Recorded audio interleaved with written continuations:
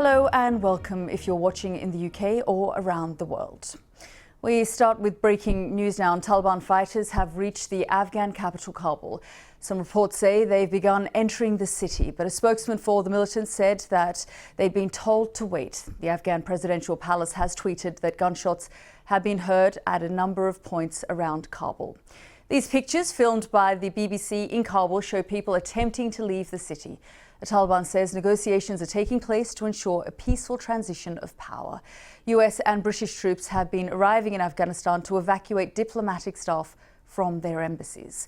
Now, earlier, thousands of Afghans in the capital were seen trying to withdraw their savings from ATMs as fears gripped the capital. Overnight, the insurgents seized the eastern city of Jalalabad. Local leaders handed it over without a fight, according to reports.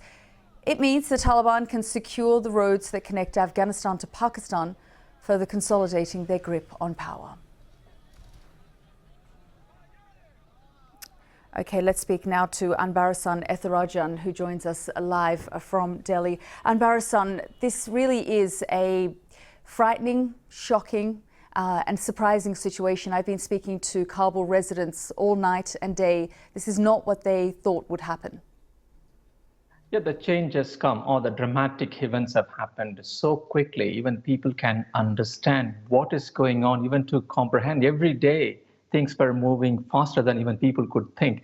I was speaking to one of my colleagues from the Afghan service a short while ago, and he was saying that things are changing so rapidly, we're not even able to understand what was going on here. And there were a lot of rumors and fear and confusion. And also many people blamed the government for not coming out and taking the leadership in clearing these doubts, because this involves the life of millions of people.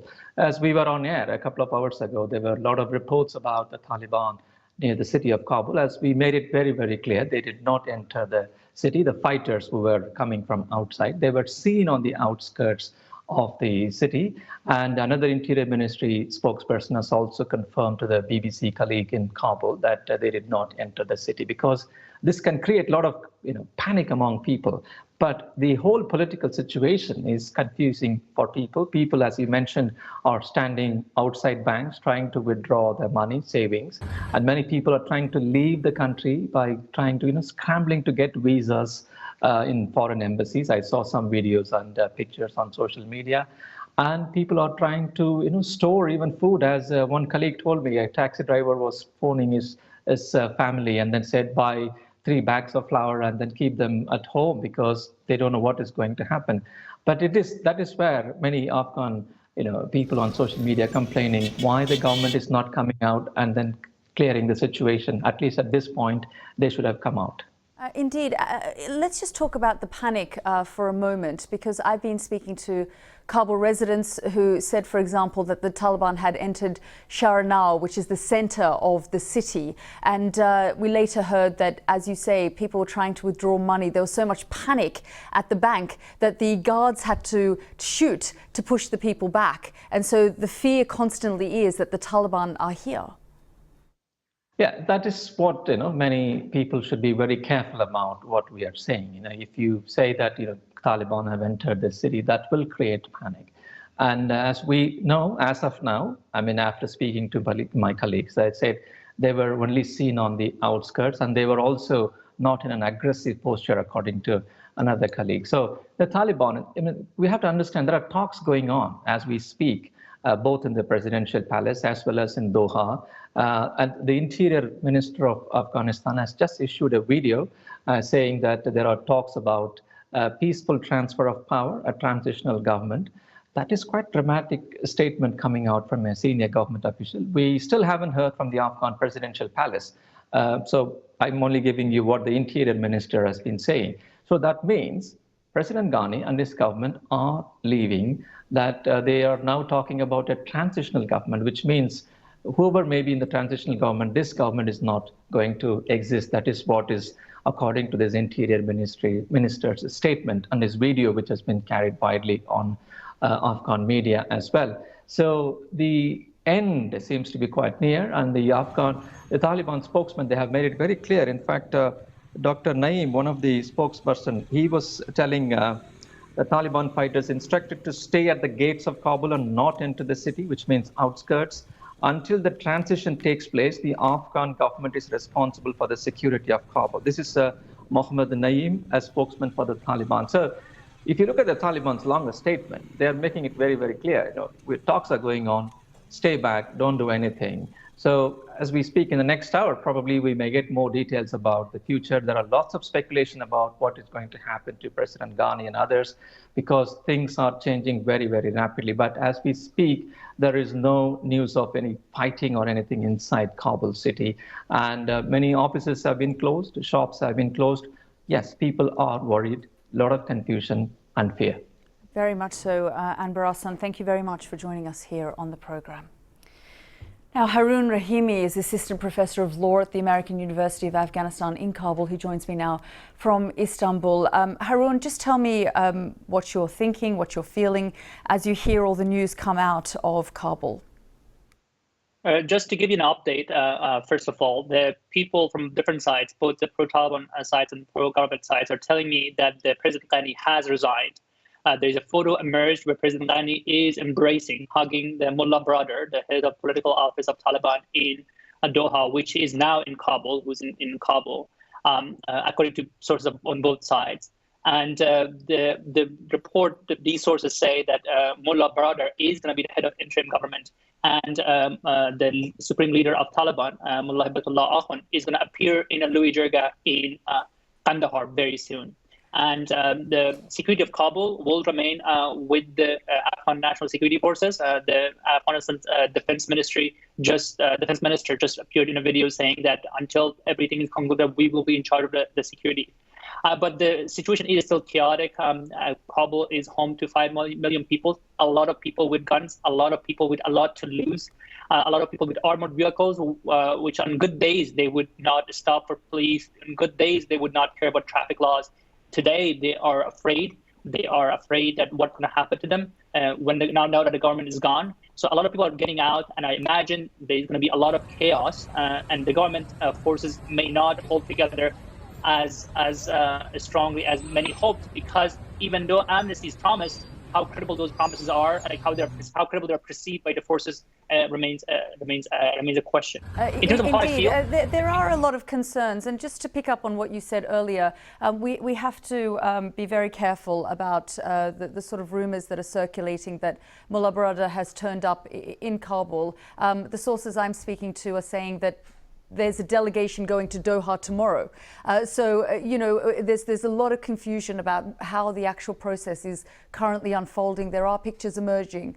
We just have to be careful about the information that's Absolutely. coming out. So we have no verification on that. And we are hoping to speak to the Taliban spokesperson very soon here on the program. So hopefully we can get some clarity on some of the things you're talking about. Because as you say, there is confusion, there is panic, there is concern. And everyone is that I'm speaking to in Kabul are saying the Taliban are in my neighborhood. But the Taliban themselves have issued a statement saying we're not letting our fighters in. So one thing is that Taliban were in Kabul. I mean, Kabul was not free of Taliban. They had organized attacks on the Ministry of Defense, the Defense Ministry home not long ago, and they said the attacks would continue in retaliation to the airstrikes. That was their statement. So it means they have soldiers in Kabul, and they are there. Also, there is a lot of, as you said, chaos, a lot of gunmen in Kabul. They don't have to be Taliban. If they appear like Taliban to many people, I imagine they feel like Taliban are there, and that's going to have a psychological impact. But the Taliban have instructed their soldiers. I'm sure you've heard the voice message that is supposedly coming from their military commander and the head of the military commission, telling them not to enter Kabul. That is true. But also, I think in terms of what I feel right now, I think we are at a bone moment. Many of your audience may not remember, but Afghanistan was at the moment like this not long ago. 20 years ago, the U.S. toppled the Taliban government, and there was a conference in Bonn, Germany, and the Taliban were excluded at the time. The defeated Taliban were excluded, and the government was formed with exclusion of Taliban. It seems like we are headed towards that kind of scenario again. If the interim authority to which the President Ghani is going to transfer power is not a neutral entity, that can actually be credible in terms of facilitating a real inclusive government. And Taliban choose to use the military upper hand to exclude anti-elements from the interim government and then have their own definition of what counts as an inclusive government, who's going to be included in an inclusive government. If they go down that path, we will be repeating the mistake of Bonn. The mistake that was the exclusion of Taliban. Indeed, and just to pick up on some of your points, I mean, they are currently in places like Herat, and we're already hearing, for example, that university students are being told, female university students are being told to go back home and wait, that they don't have orders about what to do next in terms of the university. So there is a lot of concern when people in Kabul look at what's happening in places like Herat and Kandahar, where people are being pushed out of work and school, especially women. Absolutely. I mean, that is absolutely true. The image hasn't emerged of what a Taliban government would look like. The reports coming out show a variation. Sometimes there are places of reports, credible reports, eyewitness reports that show mistreatment of women, harsh punishments, women being targeted for how they look, and times women being denied, being told to go to home from their works and their place of education. Sometimes those are meant to be said to be temporary measures. Other times they're just plain what they are saying, telling people. Other places they are saying these are temporary measures. We're gonna make decisions on this, and we are still committed to women education in accordance with Sharia, which really doesn't clarify anything, because Sharia really, when you talk about Sharia, they're talking about fiqh, which basically means they are talking about a collection of opinions, and there is a great variety there are a lot of juristic opinions that diverge on many of those issues, as you may know. I think what's important at this point is that, I mean, this is a critical moment. If Taliban refuse to include anti-Taliban elements into the government because they have the upper hand, because they can, the same way U.S. could include Taliban at the first bone, because the U.S. the Taliban were defeated. And at this point, let's not kid ourselves, it is a complete defeat, and the Taliban have prevailed militarily. As to how we got here, that's a different question, but they have prevailed militarily, so they can choose to exclude the anti-Taliban elements. Indeed. That will risk them domestic legitimacy, that will risk them international legitimacy. And I simply believe it's going to lead us to a place like this again, because that was the exclusion of Taliban that contributed to the Taliban regrouping, re-emerging, because they had no way to participate in politics. They had no way to actually be part of the government because they were excluded. If Taliban do the same thing, then we will risk being at this moment one more time. It's going to be a vicious cycle. Afghanistan finding itself in the same position. Haroon Rahimi joining us there from Istanbul. Thank you very much.